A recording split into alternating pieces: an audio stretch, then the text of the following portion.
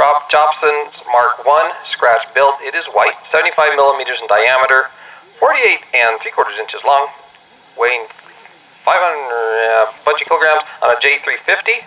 It's dual deploy. We're going out of the tower on the north side there. Range is clear.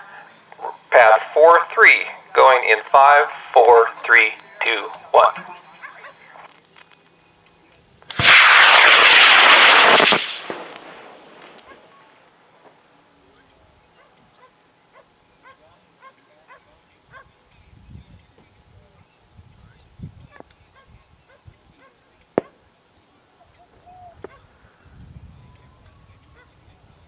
Must not have opened.